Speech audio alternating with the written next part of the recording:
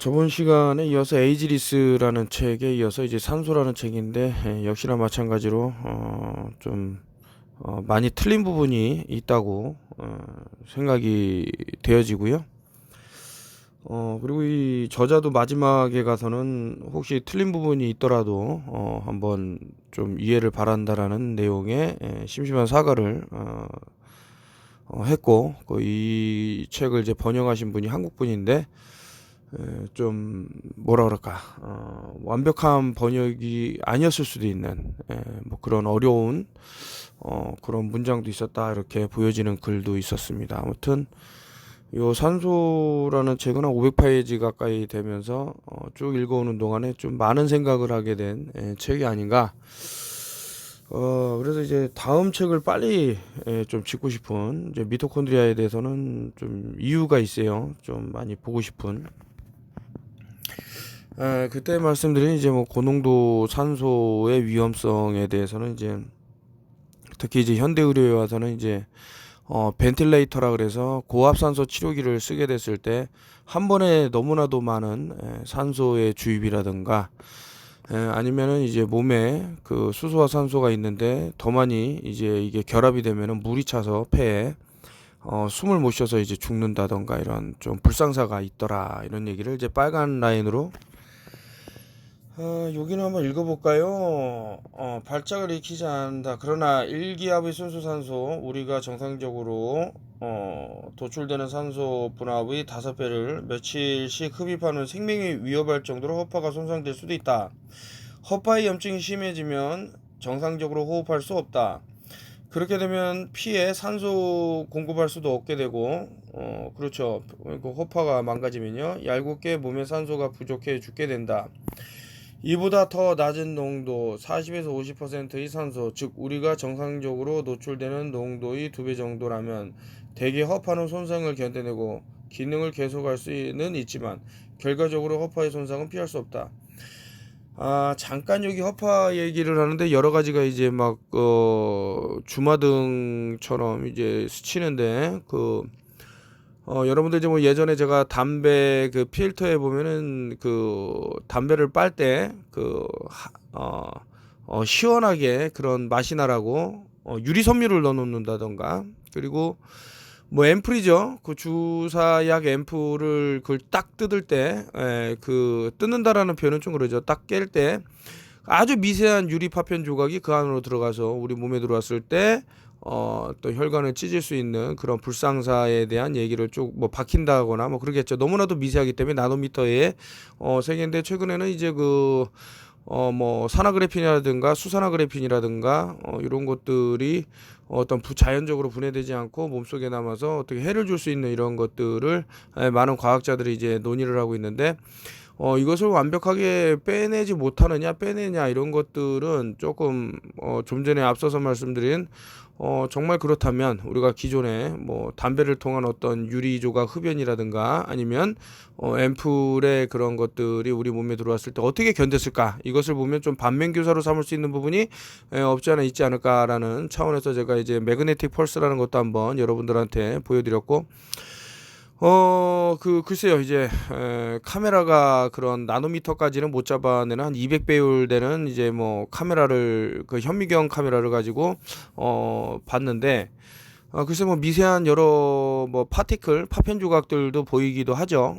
그래서, 이것이 어떤 또 긍정적인 효과를 갖고 온 것은 아닌가. 근데 이제, 보통 이제 그 블러드 클럿, 혈전증이라고 하면 이제 피가 굳는 건데, 그렇다면 이제 그 상식적으로 생각했을 때는 피를 굳게 하면 안 되겠다. 그래서 뭐 송침류라든가 적송류를 생각할 수가 있는데, 또 이 안에 이제 그런 것들을 해체하고자 이 나쁜 놈들은 뭐 그 산화그래핀이라든가 수산화그래핀을 통해서 이게 혈액이 빨리 돌 때 이렇게 또 상처를 내려고 했던 것은 아닌가라는 여러 가지 생각이 듭니다.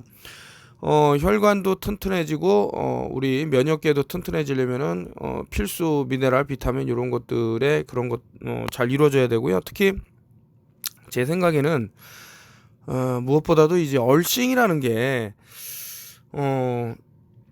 중요하지 않을까. 뭐 여러 가지 생각이 듭니다. 그래서 어디까지 봤나요?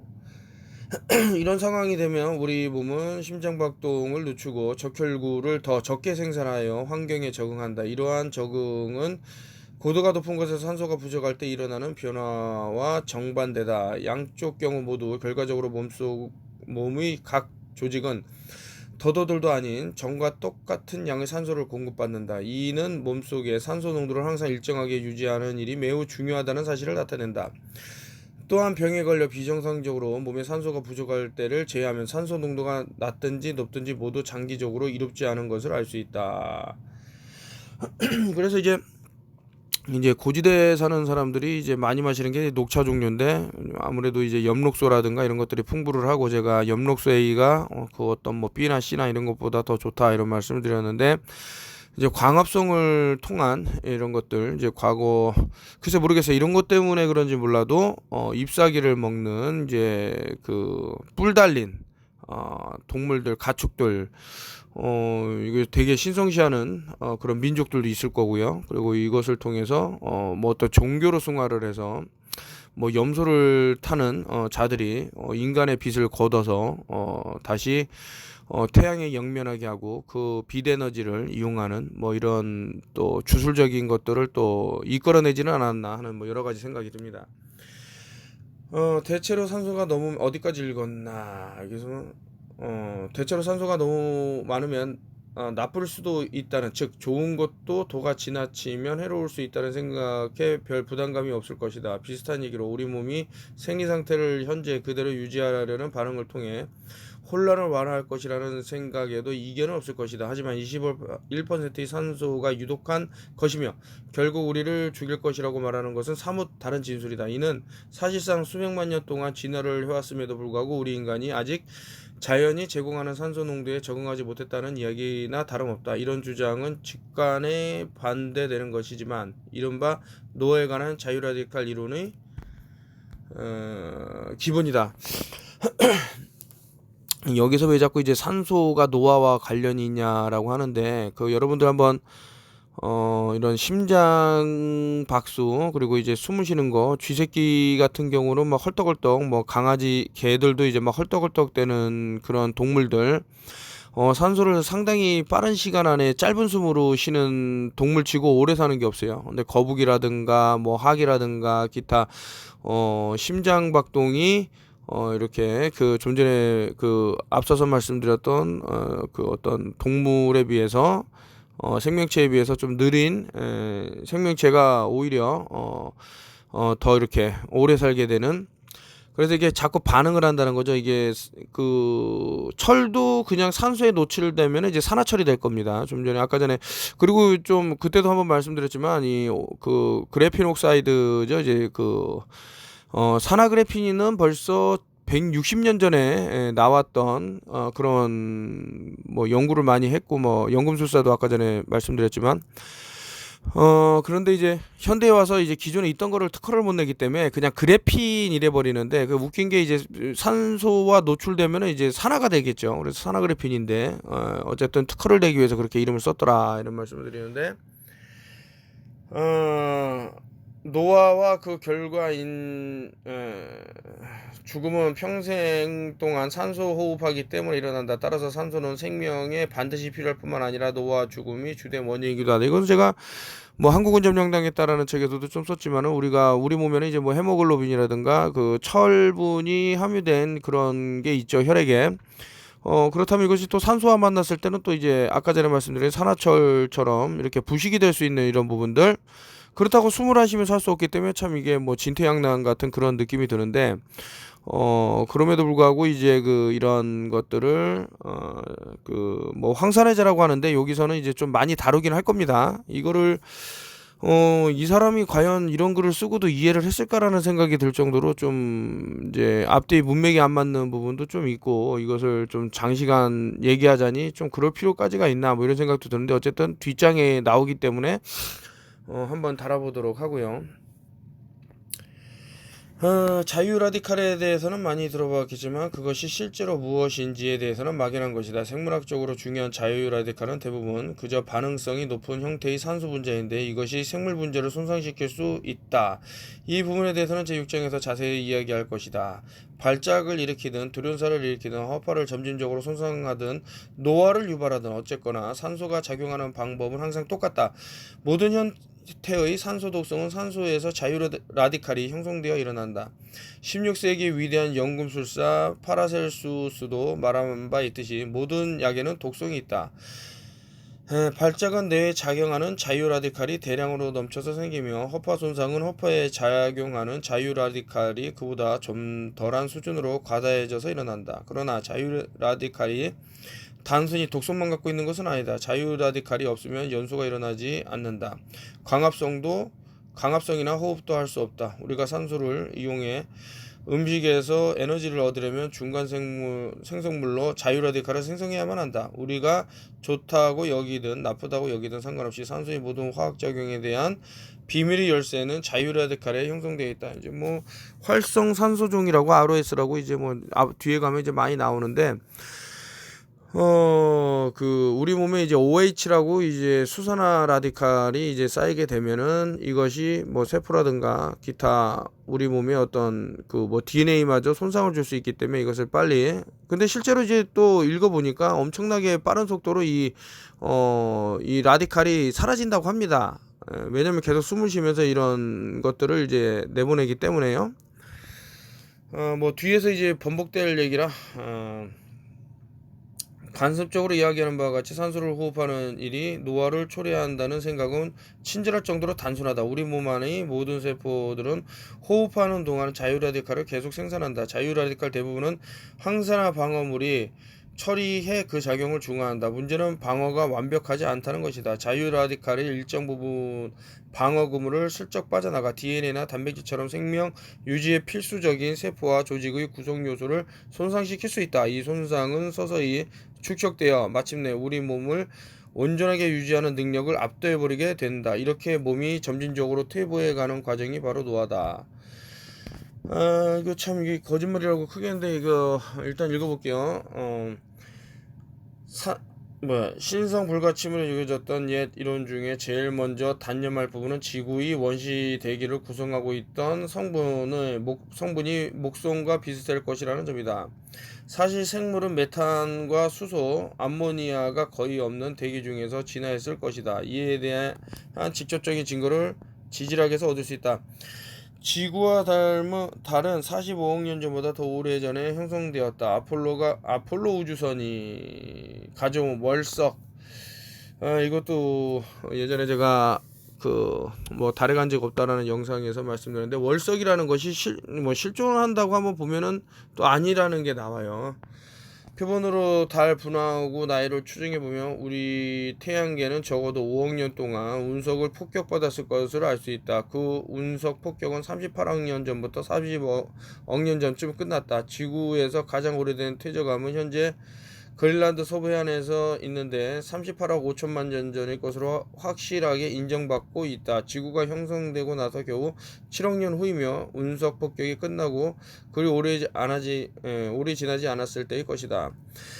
그렇게 오래되었는데도 불구하고 이 고대 암석들이 나타나는 당시 대기며 물이 순환은 현대와 놀라울 정도로 비슷하다. 이런 암석들이 한때 퇴적물이 그러니까 이제 여러분들이 자꾸 이제 우주라는 뭐 허구의 세계를 이제 그리게 되면은 뭐 일단은 최근에는 이제 외계인 침공에 관한 내용이 많이 있는데 이것을 윌리엄 빌 쿠퍼라는 사람이 많이 폭로를 했죠. 그래서 실제로 뭐 이것을 이제 사이오비라 그러는데 사람들의 멘탈을 이제 붕괴시키는 그런 작전도 이제 라디오를 통해서 한번 진행이 돼 갖고 뭐 그 라디오 진행자가 실제로 뭐 외계인이 침공했다고 막 이렇게 호들갑을 떠니까 일부 사람들은 뭐 실제로 자살을 한 사람도 있었고 도망가다가 다친 사람도 있었고 엄청난 혼란이 왔었던 것이 있습니다. 나중에는 실제 있었던 일이에요, 미국에서. 그리고 이 라디오 진행자가 사과를 했죠. 미안하다, 이게 농담이었는데 뭐 이런 식으로 하면 오면서 어떤 자꾸 문제 반응 해결을 만들어내야 되죠.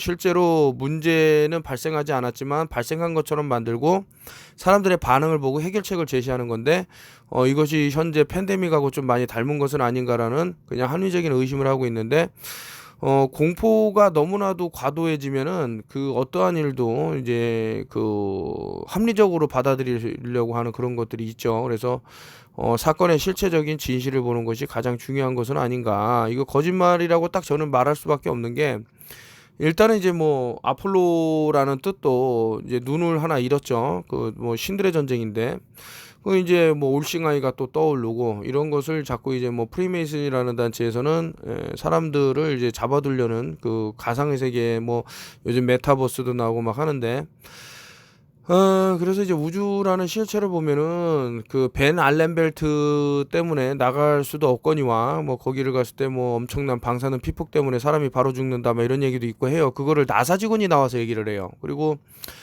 실제로 거기를 통과하려면 7m의 차단벽이 있어야 되는데, 7m라면 엄청난 쇳덩어리를 7m까지 벽을 만들려면 과연 그 무게를 수천 톤을 할 텐데 올라갈 수 있을까? 뭐 일부는 뭐 IS 뭐 이런 얘기 하겠지만, 그것은 그 미 항공우주국이라는 것은 이것도 가상에 가깝다라는 생각이 드는 게, 상공 400km면은 뭐 중력이 거의 90%까지 남아돈다라 그러는데, 그건 무중력 상태가 아니죠. 그래서 거기서 뭐 둥글둥글 뭐 딩딩 떠다니는 사람들은 다 거짓말이다라는 생각이 듭니다. 전체 살아있는 생물권에 존재하는 것보다 26,000배나 많은 탄소가 지각에 파묻혀 있다. 바꿔 말하면 전체 생물계에 차지하는 유기탄소는 현재 지구상에서 또는 땅속에 존재하는 유기탄소의 0.004%에 불과하다는 이야기다. 만일 모든 유기물이 산소와 반응했다면 지구 공기 중에 산소가 하나도 남아있지 않았을 것이다. 전체 유기탄소 중 겨우 0.004%, 즉 생물이 전체가 산소와 반응을 한다고 해도 대기 중 산소는 99.9996%는 그대로 남아있게 된다. 따라서 온 세상의 숲을 아무리 마구잡이로 파괴하더라도 산소 공급이 크게 줄어들지 않는다. 물론 다른 점에서 볼 땐 그런 짓은 당치도 않은 바보 짓이며 비극이지만 말이다. 그래서 이제 뭐 캘리포니아의 산불, 그리고 오스트레일리아의 산불, 뭐 한국에서도 산불이 났지만 전 세계적으로 이제 많은 산불이 일어났는데, 아무리 그렇게 산림이 파괴가 되고 지구의 호빠가 깎여 나가도 요 책에서 주장하는 것은 절대 그 산소가 고갈되지는 않는다라는 말을 하고 있는데요.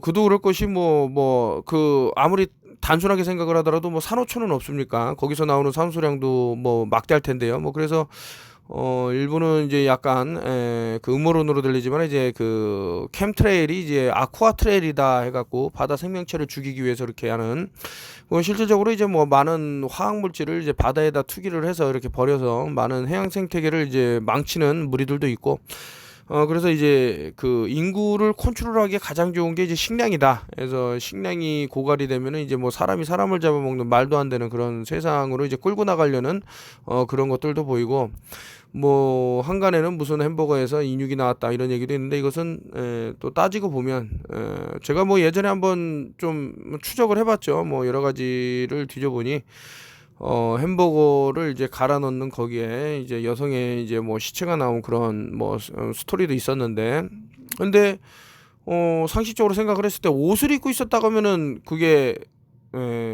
그렇게 될 수 없는 부분, 너무 잔인해서 말씀 못 드리지만 어쨌든 인간에게 자꾸 인육의 맛을 갈구하려는 무리가 있는 것은 아닌가 해서, 실질적으로 만약에 이 인간이 그렇게 알게 모르게 그런 것을 소비를 했다 그러면은 상당히 이제 좀비화 되는 그런 것들도 가능하지는 않을까라고 하는데, 실제로 이런 것들은 이제 연구를 많이 됐죠. 뭐 그래서 뇌의 어떤 수은이라든가 이런 것을 뭐 연구한 자료도 있고요. 이것은 뭐 알렉스 존스의 엔드게임이라는 데서 보면 이제 내용이 나옵니다.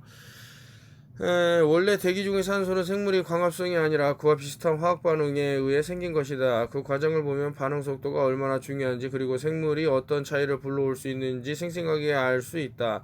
태양에너지, 그 중에서도 특히 자외선은 생물 촉매의 도움 없이도 물을 산소와 수소로 쪼갤 수 있다. 수소 기체는 아주 가볍기 때문에 지구의 중력에서 벗어날 수 있다. 하지만 산소는 훨씬 더 무거운 기체라 중력에 붙잡혀 대기에 남는다. 고대 지구에서 이런 식으로 형성된 산소는 대부분 암석과 바닷물에 함유된 철과 반응해 지각 속에 영구히 붙잡혔다. 그 결과물로 물이 없어지게 되었다. 글쎄 뭐 이제 이것은 뭐 많은 연구와 과학을 거친 사람들의 말이기 때문에 뭐 이렇게 뭐 함부로 말씀드리긴 뭐하지만 좀 틀린 부분이 있죠. 왜냐면은 글쎄 여기서 수소보다도 더 가벼운 뭐 물질도 있을 거고요. 뭐 우리가 잘뭐그 빛이라면 어떨까 뭐 이런 생각도 드는데 어쨌든 공기를 끌어당길 수 있다. 근데 우리가 한번 제가 아까 전에 ISB 항공우주국 얘기했지만은 중력이 정말 그렇게 존재를 한다 그러면은 상공 400km까지 90% 가량 이제 적용이 되는데 무중력 상태가 아닌데도 불구하고 그렇게 둥둥 떠다닌다는 것을 한번 생각해 볼 만하다. 뭐 이런 생각이죠. 과연 그럴까? 촛불을 껐을 때 아주 미세한 이런 파편들 그 촛불에서 떨어져 나온 그런 뭐 촛농은 아니고 그 뭐죠? 그런 실타래 같은 것들이 공기적으로 이렇게 그 떨어지는 것도 아니고 올라간단 말이죠. 그랬을 때 밀도가 아닐까 이렇게 생각이 드는데요. 중력이 있다 그러면은 그 뭐 예를 들면은 오렌지 껍질을 까면 이게 가라앉아요. 근데 오렌지 껍질을 안 까면 떠요.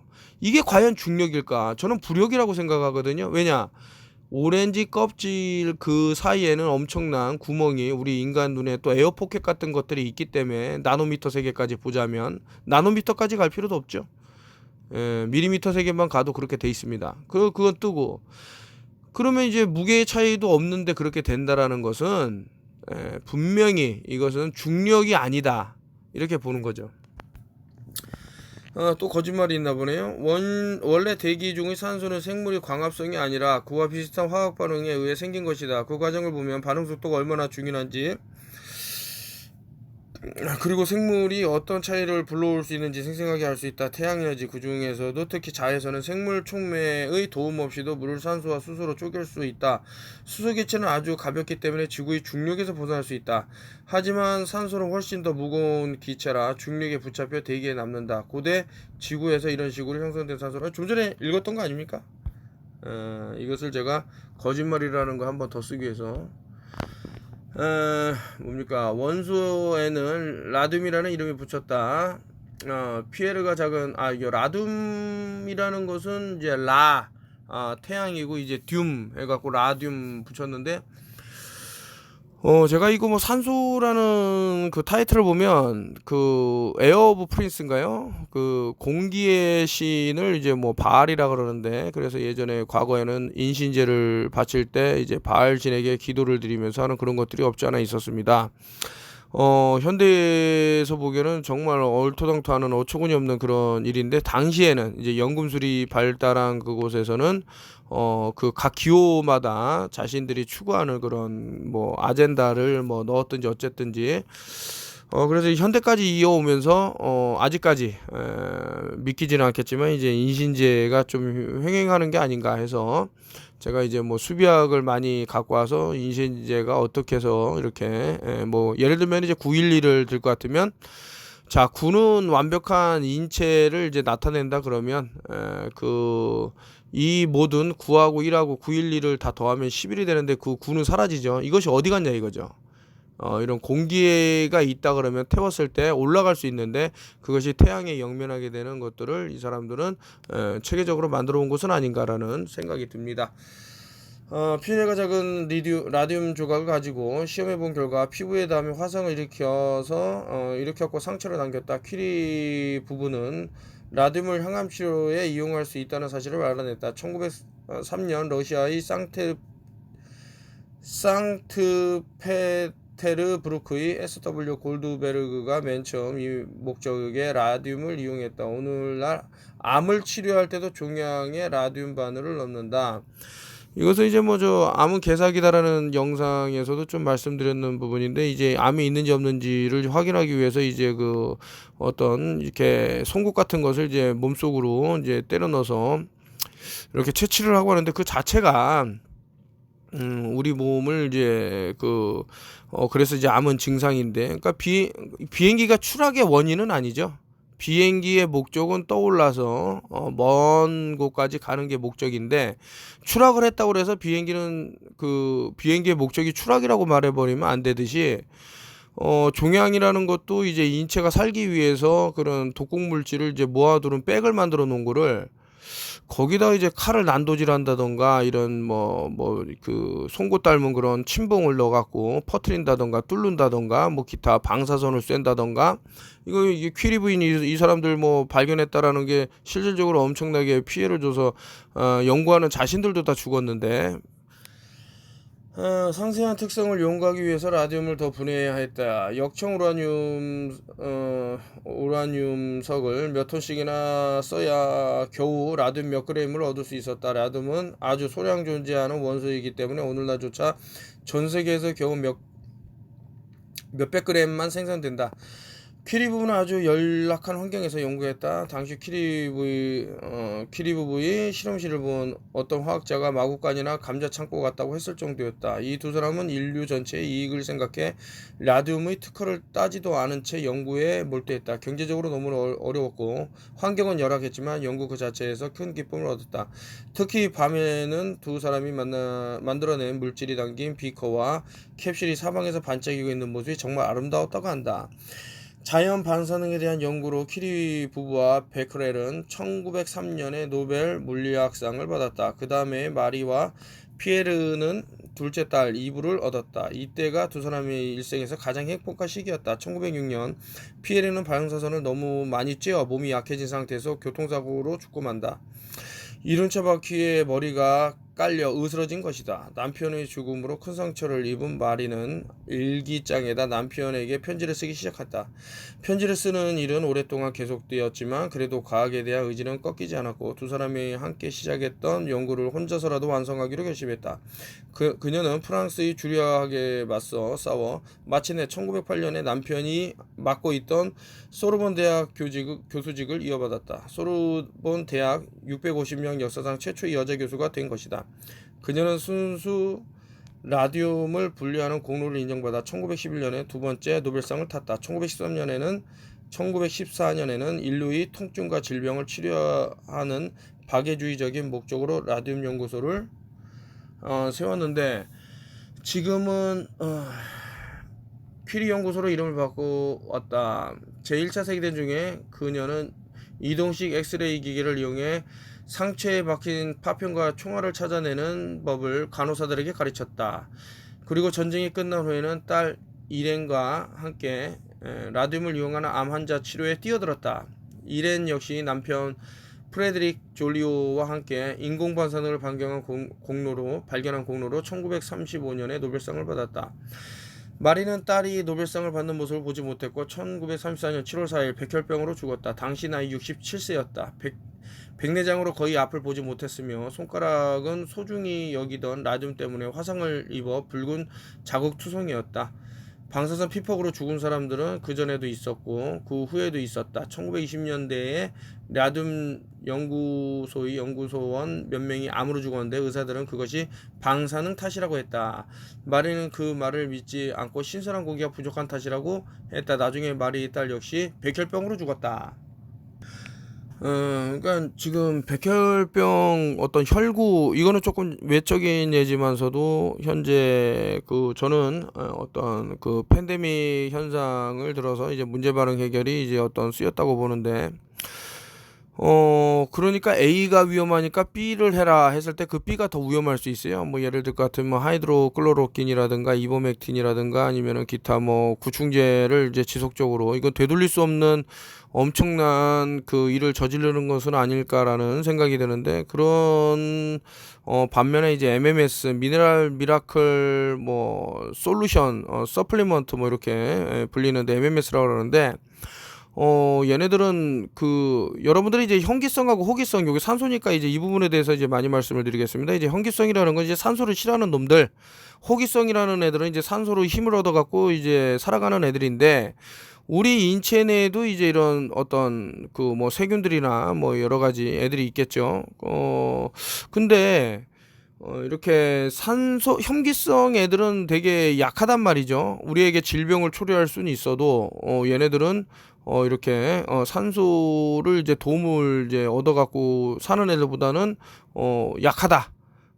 그렇기 때문에 오히려 이제 아주 작은 영향을 줄 수 있는 이런 물질들, 그 이산화염소라든가, 그 염소하고 이산화염소는 전혀 다른 거예요. 그 자꾸 이제 염소라고 얘기를 하시는 분들이 있는데, 그런 분들은 안 쓰면 되는 거고, 이산화염소가 염소하고 다르고 이것이 인체라든가 외부에 엄청난 효능을 발휘한다라는 것을 알면, 뭐 세포라는 것에 핵으로 들어가 갖고 그 파괴를 하는 것도 아니고, 측면으로 들어가서 측면으로 이제 해결해 나가는 거죠. 이제 녹여 갖고 이런 것이 어떻게 보면 이제 은용액도 이제 비슷한 내용인데, 그래서 항생제라든가 뭐 이런 것들은 내성이 생겨 갖고 사람한테 엄청난 피해를 줄 수 있겠지만요. 그 내성이 생긴다는 건 다음번에는 이게 듣지 않는다라는 건데, 얘네들은 그런 게 없다 이거죠. 내성을 생기게 하는 그 단계까지 안 간다. 얼마나 좋은 건가 이런 생각이 드는데, 오늘날에는 히로시마와 체르노빌이 경험도 있었고 해서 사람들이 예전처럼 방사능을 인류의 복지를 위한 빛으로 여기지는 않는다. 높은 방사능은 암세포를 죽이지만 정상세포도 죽인다. 엑스레이가 발견되고 몇 주가 지나자 매일 오랜 시간 엑스레이를 발산하는 방정관을 가지고 연구한 학자들에게 조직 손상이 일어났다는 보고가 있었다. 머리카락이 빠지거나 피부에 염증이 생겼고 간혹 심한 화상을 입어 곪기도 했다. 그보다 낮은 방사능에 노출되어도 암이 발생의 위험이 높아졌다고 밝혔다. 그 징후는 마리 퀴리가 살았던 시대에도 있었다. 방사능을 연구하던 초기 학자들 중 40%가 암으로 죽었다. 방사성 물질을 가지고 일하는 사람들도 마찬가지였다. 1929년 독일과 체코슬로바키아의 의사들도 체코슬로바키아 북부 보헤미아에 있는 유럽에서 유일한 유라늄 광산에 일하던 광부들 중 50%가 폐암에 걸렸다는 사실을 학계에 보고했다. 우라늄이 자연 붕괴할 때 라듐이 생기는데, 이 라듐이 다시 붕괴되면 라돈 가스가 생긴다. 여기서 이제 드릴 말씀이 많은데, 뭐 아까 전에 얘기를 할래다가 잠깐 더 읽고 얘기해야지 하면서 제가 아마 좀 뭐 잊어버렸나 본데, 오늘날에는 히로시마 체크, 그러니까 여러분들이 이게 지금 뭐 X선마 방사선 이러니까 아주 멀리만 느껴지지만 여러분 근처에도 지금 이게 존재를 해요. 레디오 프레퀀시 방사선, 이 RF가 어디서만 EMF 일렉트릭 매그네틱 펄스, 지금 우리 턴오빵 식구분들한테는 제가 이제 오르곤이라는 것이 EMF 전자스모그에 상당히 도움이 된다라는 것을 좀 알아내 갖고, 뭐 만원의 행복이라는 것을 뭐 어디서 보니까 뭐 2-30만 원에 뭐 판매를 하는 것도 보이던데, 어쨌든 만원의 행복 이벤트를 좀 진행을 해서 심지어는 이제 뭐 이 오르곤 라이트의 빛을 방사할 수 있는 그 받침대도 무료로, 그러니까 빛을 방사하는 것도 무료로 드리고 있습니다. 홈페이지에다 올려야지 했는데, 홈페이지에다 올리게 되면은 또 이거 뭐 이상하게 좋은 거를 추천하면은 자꾸 딴지를 걸고, 그래서 그 딴지라는 것은 이제 뭐 자꾸 범죄자로 만들려는 그런 게 있어갖고, 아니 이거 오르곤 좋다고 말해도 잡아가려고 그러고, 뭐 이게 못해요. 이제 구리 좋다고 얘기했더니 아마 이제 그 벌금을 때릴 것 같은데, 이거 도대체 그 백병두 할아버지를, 명인인데 그분도 이제 돌아가시기 한 원흉이 아닌가. 이 사람들이 자신들이 권력이 있다고 해서 시민들을 이렇게 진짜 무차별하게 폭격해도 되는 건지, 최근에 이제 아주 원성이 높습니다. 도대체 이 사람들이 뭐 하고 있는 건가?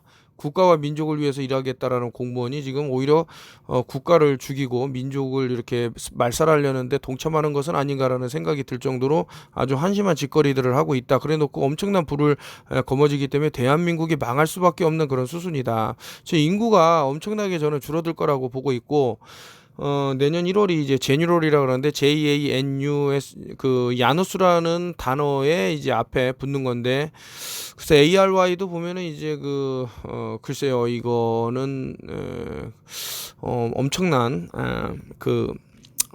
뭐 글쎄요, 2021년도 2월 달부터 11월 말까지 제가 알기로는 17만 명 이상이 인구가 이제 줄어든 것이 나왔는데, 항상 그 좀 높지는 않더라도 인구가 쭉 꾸준히 이렇게 하다가, 물론 이것을 모든 것을 이제 팬데믹에 어쩔 수 없는 수순이다라고 했는데, 어느 특정한 날짜에 특정한 해에 이렇게 됐다라는 것은 좀 생각해 볼 만합니다. 과거부터 심지어는 1980년도 90년도에 나왔던 뭐 뉴스에서 인구 감축이 그때부터 된다, 그러니까 인구가 자연적으로 든다, 이게 일종의 마인드 컨트롤링일 수 있겠지만서도 이것을 고의적으로 유도한 사람들이 있다면 좀 생각할 부분이 아닌가. 그 좋은 사람들이 다 죽어가고 있는 것은 아닌가.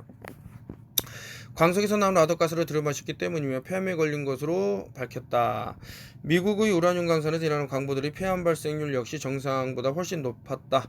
야광시계의 숫자판에 라듐을 칠하는 일을 하던 젊은 여성들에게도 끔찍한 일이 닥쳤다. 숫자판에 라듐을 칠하면 어두운 곳에서 빛이 난다. 원래 야광시계는 제1차 세계대전 중에 참호의 전투를 벌이는 병사들을 위해 만들어진 것이지만 새롭고 신기한 물건이어서 1920년대에 크게 유행했다. 여공들은 작은 숫자판을 칠하기 위해 붓끝을 뾰족하게 하느라 입술로 부촉을 다듬었다. 당시 라듐은 여전히 만병통치약으로 통하고 있었고 신비의 영약이나 체음제 등으로 여러가지 의료용 목적으로 팔리고 있었다. 라듐이 뺨을 환하게 해주고 어둠에서도 미소가 빛나게 해준다고 해서 손톱이나 입술, 치아에 라듐을 바르는 젊은 아가씨들도 있었다. 그러나 1년도 채 안 되어 시계 공장에서 일하던 여성들은 이가 빠지고 턱이 부서지기 시작했다.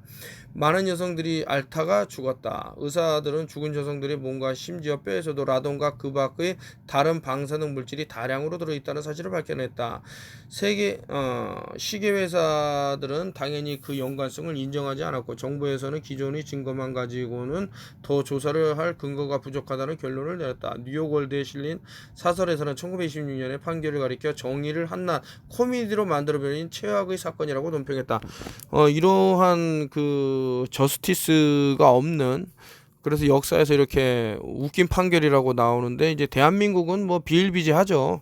끝이 없죠. 간첩이라고 이제 사람을 잡아넣는데 저 볼펜으로 모나미 볼펜이었는데 모나미 볼펜으로 어떤 그 지령을 썼을 것이다라는 추측으로 사람을 잡아넣는단 말이죠. 이게 대한민국의 그 사법부의 역사면서 현재까지 이어오는, 어떻게 이런 조직이 아직까지 살아있을까라고 보면 이 사람들이 입는 검은 법복을 보면은 좀 영혼을 팔았다라는 생각마저 드는, 참 무서운 생각도 드는데, 그래서 실질적으로 이제 대한민국 이제 법원 쪽을 보면 일부는 삼각 피라미드가 이렇게 세워져 있는데 이스라엘에 가면은 그렇게 피라미드를 세워놨죠. 그게 과연 무슨 의미를 뜻할까? 인신제를 뜻하는 건가? 뭐 별의별 생각이 다 드는데, 피라미드라는 것은 이제 파이 3.14 해갖고 이제 8이라는 것은 H, 그 요즘 뭐 무슨 바이러스 많이 나오지만 에타 뭐 이런 식으로 나오고, 그리고 라 태양, 미드 중간 해서 태양으로 올리려고 그러는데 그 억울한 사람을 만들어갖고 그 사람이 못 견뎌서 죽게끔 만들어갖고 인신제를 하는 건 아니까 좀 이 사람 뭐 얼뚱당통하는 이런 얘기를 해라고 하지만 한번 보십시오. 칼기 폭파 사건이라든가 뭐 여러 가지 뭐 세월호라든가 천안함이라든가 우리가 그냥 언론에서 보도되는 앵무새처럼 떠드는 애들 말만 들어서 그러지 그런 것들을 전부 놓치니까 현재의 사태에 와서는 본인의 생명마저도 이제 위태로운 그런 순간까지 오게 된 것은 아닌가라는 생각이 듭니다. 이 턴오프열 TV를 듣는 분들은 상당히 깨어있는 분들이에요. 척하면 착입니다.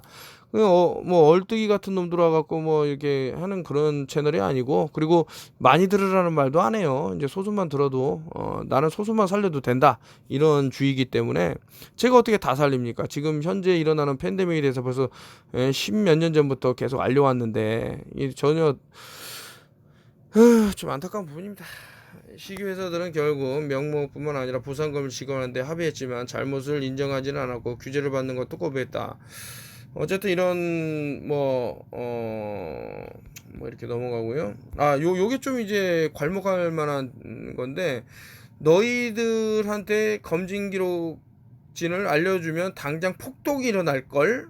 우학계는 마침내 이게 웃긴 얘기죠. 그러나 혼란스러운 와중에 기득권 계층이 손을 써서 방사능이 지연 효과, 방사선에 피폭된 후 3개월 이상 오래 시간이 경과한 다음에 나타난 효과를 은폐해버렸다. 최초의 핵폭탄을 만들어낸 맨해튼 계획에 관여했던 사람들 가운데서도 방사성 낙진이 가져올 엄청난 공포를 예견하는 이는 거의 없었다. 이게 이제 맨해튼 요거 지금 맨하튼 프로젝트는 실제로 연구가 진행이 돼서 요것도 이제 아마 그 이는 MC의 자손 그 누구죠? 그 녀석 천재 물리학자라는 놈. 아인슈타인도 아마 이제 편지를 쓰고 했을 텐데 여기서 이제 실험하고 남은 거를 동네 주민들이 있는 데다가 몰래 그 유치원이라든가 아니면 이제 동네 놀이터에다가 숨겨놔 갖고 그 방사능이 계속 유출이 돼 갖고 사람들한테 피해가 왔는데 이것을 알려주지도 않고 본 거죠. 어떻게 사람들이 피폭당했을 때 병이 드는가. 이렇게 만행을 좀 미국에서 많이 저질렀다. 저는 그런 생각이 들고 좀 의심스러운 부분이 많죠. 미국에서 어떤 여러분들 알다시피 한번 디트로이트라든가 상당히 큰 사람들이 많이 산업혁명 이후로 이제 손상을 입었을 때 이제 뭐 징벌적 과징금 이런 것들도 피하고 또 여러 가지 기니피그를 좀 구하던 중에 대한민국이 눈에 들어왔던 것은 아닌가. 그래서 뭐 삼성에서 보면은 이제 뭐 백혈병 환자들 쭉쭉 나와도 뭐 법으로 그냥 다 이겨버린단 말이죠. 그 사람들이 힘이 없으니까. 이런 것들을 봤을 때는 참 다국적 기업이 만행이라는 것이 상당히 무섭더라 이런 얘기죠. 방사능 낙진이란 핵폭탄이 폭발한 후에 미처 다 터지지 않은 방사능 물질이 하늘에서 내려앉을 것을 말하는데 한 번 생기면 오랫동안 위험한 물질이다. 핵폭탄이 폭발하면 엄청난 불기둥과 회오리바람이 하늘을 높은 곳까지 솟구쳐오고 대기가 불안해 종종 비가 내린다. 히로시마와 나가사키의 핵폭탄이 떨어진 후에는 공기가 방사능제로 가득 차서 시커먼 비가 내렸다. 바로 악명 높은 검은비다. 히로시마에서는 이 검은비가 도심은 물론이고 주위의 시골에까지 쏟아지는 물과 풀밭이 한꺼번에 오염되었다. 강에 사는 물고기들이 죽고 풀밭에는 소들이 죽었다라고 하는데 뭐 음모론으로 들으셔도 좋고 또 제 얘기를 듣고 한번 연구를 해보실 분들은 이제 TNT 폭탄이 당시에 뭐 히로시마 원폭이라는 것이 실제로 그런 폭탄들이 다 심어져 있었고 하늘에서 떨어진 것은 큰 이렇게 피해를 줄 수 있는 핵폭탄이 아니었다라는 내용도 있습니다. 한번 찾아보시면 되는데 이때 당시에 그렇게 많은 사람들이 피폭을 당했다고 하면 여러 가지 환자들이 뭐 당시에는 이제 많은 전쟁 상황에서 피폐해져 갖고 제대로 된 병원은 찾을 수 없었겠지만 그런 환자의 그런 게 나와야 되는데 없더라 했을 때는 상당히 이제 뭐 하다못해 3.11 후쿠시마 원전이 이제 폭파했을 때도 이런 피폭된 그런 것들이 나왔는데 좀 너무 다른 이게 심지어는 이게 폭탄이 히로시마에 아예 그냥 중심부를 했는데 좀 여러 가지 의심드는 부분이 있단 말이죠. 마치 이제 또 뭐 통킹만이라든가 이제 펄 하버 진주만 공습처럼 사전에 어떤 내용을 다 알고도 전쟁의 명분을 주기 위해서 이제 가만히 일본 공군들이 오기를 기다리는 그런 것은 있었던 것은 아닌가. 그래서 이제 뭐 전쟁은 사기다라는 책을 한번 보시면은 얼마나 이제 전쟁을 이제 맹목적으로 또 전쟁을 일으키기 위해서 엄청난 이제 계략을 짜는 사람들의 내용이 쭉 나오니까요. 나중에는 그분이 그 책을 쓰신 분이 실제로 이제 전쟁에 참여했지만 여러 가지 또 혁명 같은 거를 일으키려고 했었죠. 보면 참 이렇게 해서 많은 사람들이 알려줘야 되는데 히로시마 나가사키에 살아남은 수만 명은 애초에 폭발하는 상처를 입지 않았지만 역시 폭탄의 위력으로 벗어나지 못했다. 며칠 지나자 머리카락이 빠지기 시작했고 잇몸에서 피가 났다. 희생자들은 극심한 피로감과 견딜 수 없는 두통에 시달렸다. 속이 메스껍고 자주 토하게 되고 식욕이 감퇴되면서 설사까지 해서 몸이 점점 쇠약해졌다. 목구멍과 입속에 염증이 생겼다. 입과 코 항문에서 피가 나왔다. 증상이 너무 심한 경우에는 몇 달 안에 죽었다. 2년 사이에 백내장으로 눈이 먼 사람도 있었다. 많은 사람들이 몇 년 후 심지어 몇십 년 후에 암으로 죽었다. 백혈병은 방사선 피폭 때문에 가장 흔하게 걸리는 질환이다. 피폭 희생자들에게 멍같이 생긴 푸른 반점이 나타나면 백혈병이 시작되었다는 신호다. 푸른 반점이 생기는 이유는 급격하게 증식한 백혈구가 한 덩어리로 모이기 때문이다. 핵폭탄이 터지고서 30년이 지난 후에도 히로시마의 백혈병 환자 수는 일본의 다른 지역보다 15배 이상 많았다. 폐암이나 유방암, 가상암처럼 잠복기가 긴. 그래서 제가 이제 뭐 아이오다인에 대해서 많이 말씀드렸는데 요오드가 있죠. 요오드가 이런 방사선 요오드를 흡수하게 됐을 때 이런 좀 전에 상기에서 말씀드렸던 것들이 일어나기 때문에 특히 우리 몸에 이제 요오드 글쎄요 칼륨 요오드라고 그럴까요? 포타슘 아이오다인 이런 것들이 있을 때는 좀 안전하지 않은가 이런 생각도 들고요. 안전한 상태가 되지 않았다는 철에는 산화 상태가 몇 가지 있는데 모두 비교적 정상적인 환경에서는 에너지상으로 안정적이다. 철 원자 크기가 큰 데다 핵에서 가장 멀리 떨어진 전자들이 원자에는 느슨하게 붙어있기 때문이다. 철이 한 번에 한 개씩 전자를 내줄 수 있는 점을 생각하면 왜 그렇게 산소와 친한지, 또 철강물이며 자동차 같은 것이 왜 그렇게 자꾸 녹이 쓰는지 알 수 있다. 우리 몸속에서 철이 다른 분자 속에 갇혀있는 이유도 이해가 갈 것이다. 구리처럼 안정적인 산화 상태가 두 가지 이상인 다른 금속들도 마찬가지로 산소에게 전자를 줄 수 있으며 따라서 잘 걷어지 않는 철과 똑같이 위험하다. 생물이라고 해서 산소의 특이한 화학적 성질을 바꾸지는 못한다. 우리 역시 산소의 반응성을 이용하려면 한 번에 한 개씩 전자를 제공해야 한다. 세포에서 음식의 산화 과정을 일련의 작은 단계로 나눠져 있고 각 단계에서는 ATP라는 화학적인 화폐로 저장할 수 있는 만큼씩 에너지를 낸다.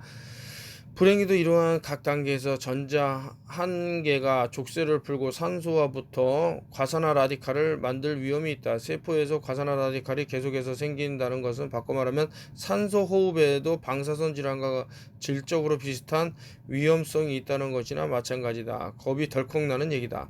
계산에 따르면 휴식 중일 때 세포가 소비하는 산소의 약 1, 2%가 과산화 라디칼 상태로 빠져나온다. 반면 격렬한 운동할 때는 그 양이 10%까지 높아진다. 이 숫자가 하찮아 보인다면 우리가 매번 숨을 들이쉴 때마다 많은 양의 산소를 소비한다는 사실을 생각해보자. 몸무게 70kg의 성인이 1분에 거의 4분의 1리터의 산소를 들이마신다. 만일 그중 1%만 과산화 라디칼이 새어나온다 해도 매년 1.7kg의 과산화물을 만들게 된다. 과산화물에서 과산화수소와 수산화 라디칼이 생긴다는 얘기는 앞에서 했다. 우리 몸에서 과산화수소와 수산화 라디칼이 만들어내는 게 가능하기는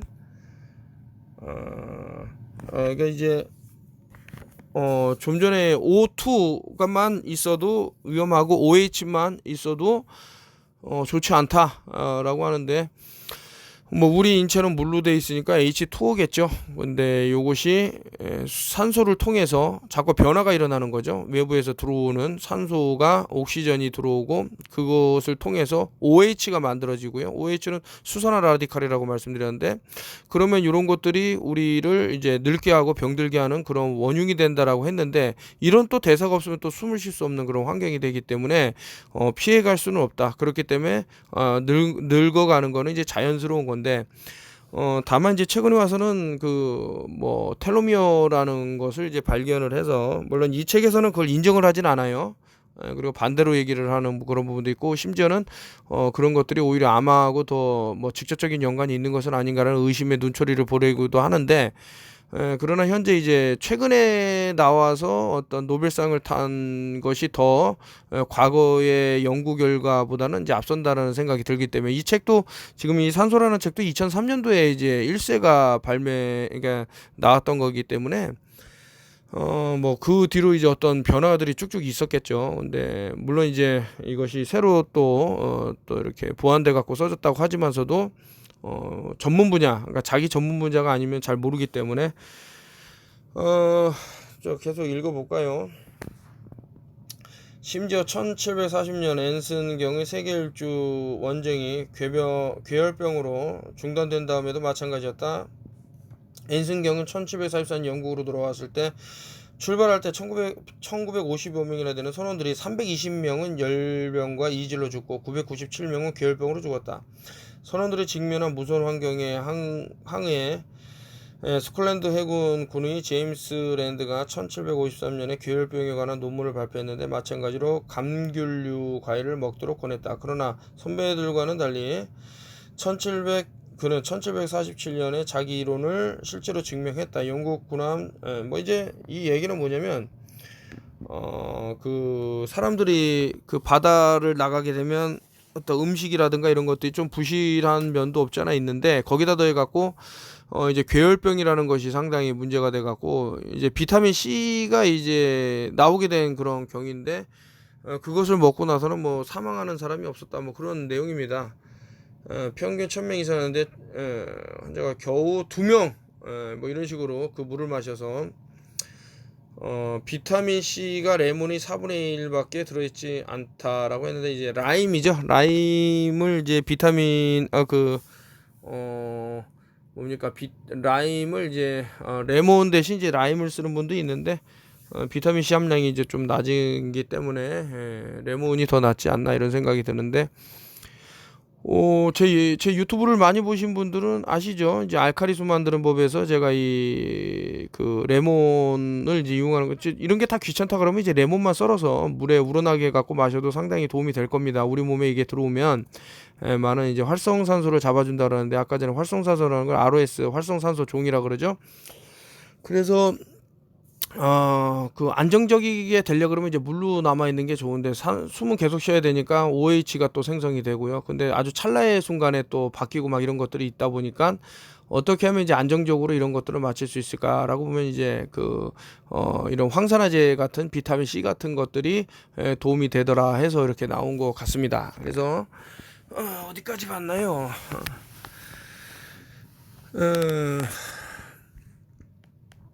1830년도에 있던 킹스 대학의 의학 교수 조지 버드는 괴혈병이 감염증이 아니라 결핍증일도 모른다는 의견을 발표했고 덕분에 예언자 버드너라는 칭호를 얻었다. 런던 학신문은 불완전한 영양소로 인한 질병이라는 제목으로 실은 일련의 논문에서 버드 괴혈병이 필수 성분이 부족해서 일어나며 그 성분은 가까운 미래에 유기화학이나 생리학 분야에서 발견될 것이라고 예언했다.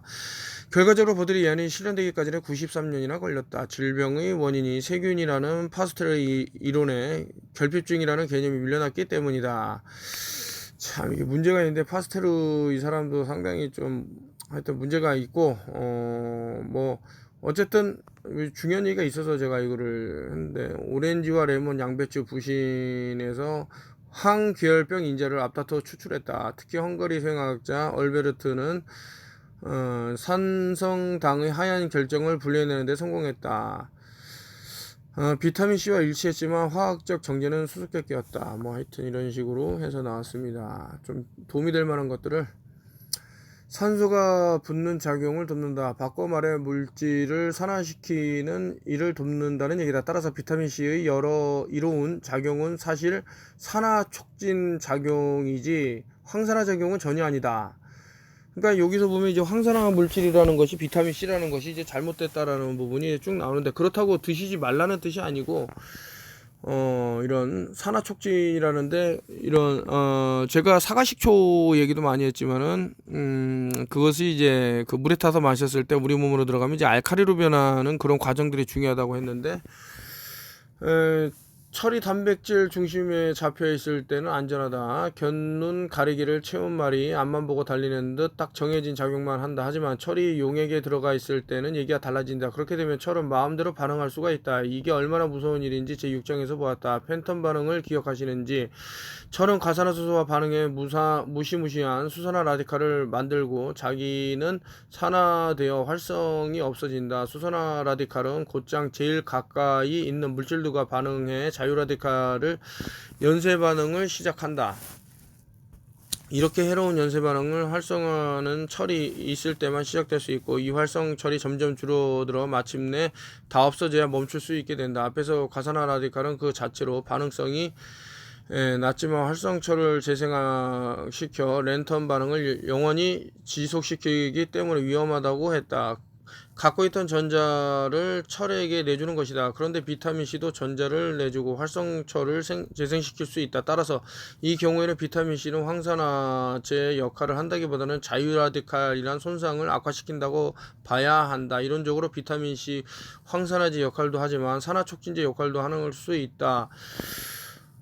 이것도 마찬가지로 이제 앞에서 쭉 읽다가 무슨 말씀을 드려야겠다 했는데 이게 내가 모를 말씀을 드렸기 때문에 위험하다. 철이 그래서 이제 그 혈전증이라 그러는데 그 뭐 철분이 많이 들어있다 하면서 여러 뭐 콘프레이크 같은 것들도 판매를 하는데 이것이 오히려 위험할 수 있어요. 철이 몸에 많으면 좀 전에 이제 우리 몸이 H2O라 그러니까 많은 물하고 접촉할 때 이런 것들이 일어나기 때문에 상당히 위험할 수 있고요. 그 수산화 라디칼을 엄청나게 생성을 시킨다라는 거죠. 그래서 그리고 실제로 이제 어떤 세균이라든가 뭐 박테리아라든가 이런 애들이 이 철이 들어왔을 때 엄청나게 힘을 얻는 그런 것들이 있습니다. 그 심지어는 암도 이 철 때문에 힘을 얻고 뭐 이런 말이 있는데, 암이 어쨌든 간에 제일 좋아하는 거는 이제 설탕류고요.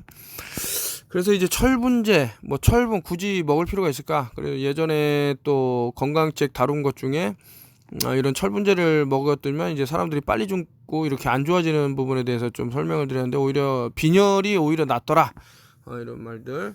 비타민C가 산화촉진제 역할을 할 수 있다는 것은 그저 이론상의 얘기만은 아니다. 실제로 항산화제의 효능을 실험할 때 손상을 일으키기 위해 비타민C를 사용한다. 우선 준비된 세포막에서 자유라디칼 연쇄 반응을 자극한 다음에 황산화제가 그 자리에 이를 얼마나 잘 막아내는지 측정한다. 연쇄 반응이 시작될 때 철과 비타민C 혼합물을 넣어주는 것이다. 철은 반응의 촉매로 비타민C를 활성철을 재생시키는 데 이용한다. 만일 이러한 반응이 몸 안에서 일어나는 날에는 끔찍한 결과가 나타날 것이다.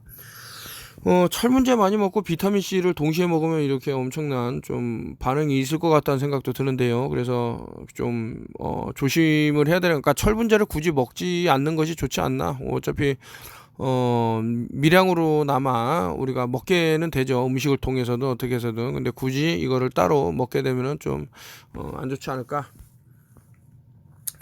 벌써 1시간이 다 돼가네요. 여기서 두 가지 질문이 생긴다. 비타민C가 우리 몸속에서도 항산화제로 작용해 손상을 일으킬까? 만일 그렇지 않다면 왜일까? 무엇이 그것을 막아줄까? 평소에 조용한 학자들이 이렇게 열을 올려 덤벼드는 주제도 별로 없건만 아직 확실한 답을 얻지 못했다. 그렇지만 모호하긴 하더라도 산화촉진 효과 문제를 통해 세포 내의 황산화제 네트워크에 대해서 생각해 볼 수 있다.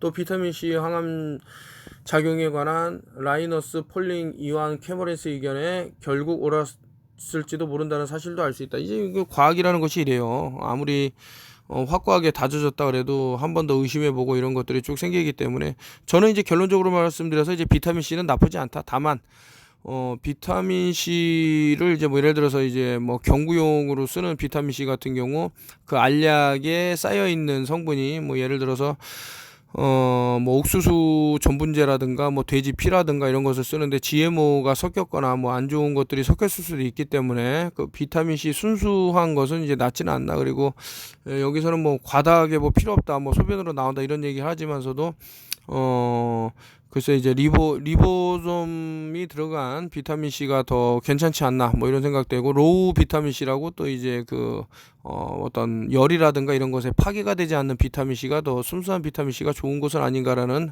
그런 생각도 해보게 됩니다. 비타민C가 사람 몸속에서 산화촉진제로 작용했다는 증거는 거의 없다. 하지만 사람 몸이 그 위험성을 알고 있다는 사실은 몇 가지 점에서 드러난다.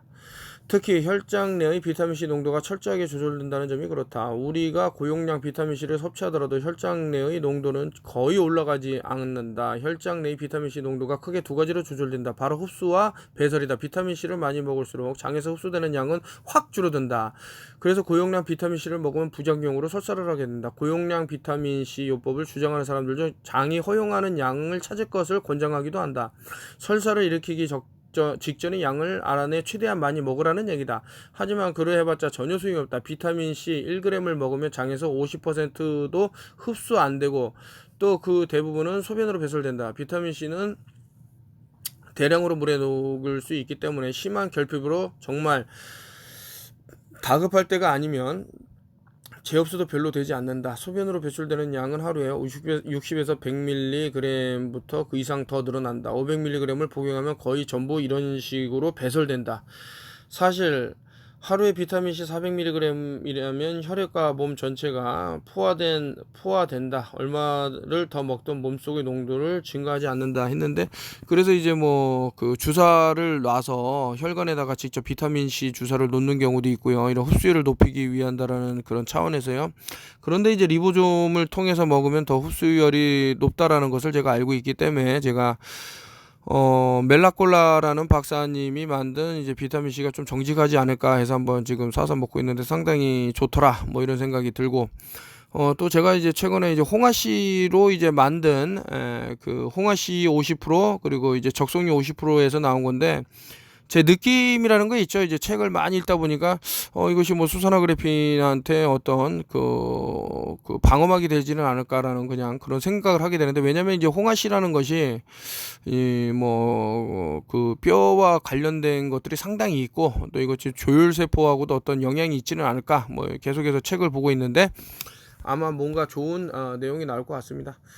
이런 미생물은 물리적으로 외부 환병을 차단해 산소를 피한다. 가장 단순한 차단 수단으로는 산더미 쌓인 죽은 세포다. 말하자면 총을 맞아 벌집이 된 전우의 시체가 적의 총탄으로부터 다른 병사로 부활할 수 있는 것과 마찬가지다. 스트로마톨리트 안에 사는 현기성 세포들이 이런 수단에 크게 의존한다. 켜켜이 쌓인 죽은 세포층 아래에 숨는 것이다. 그들은 35억 동안 이렇게 해왔다. 한번 쭉 볼까요? 뭐 이렇게 들려드릴 말씀이 있나. 100배나 강한 자외선도 아무런 소용이 없고요. 잠깐 입장에서. 그러나 공포 영화에 일단 넘어가기로 하겠습니다. 여기는 실제로 산화성 스트레스 상태에 놓인 세포의 활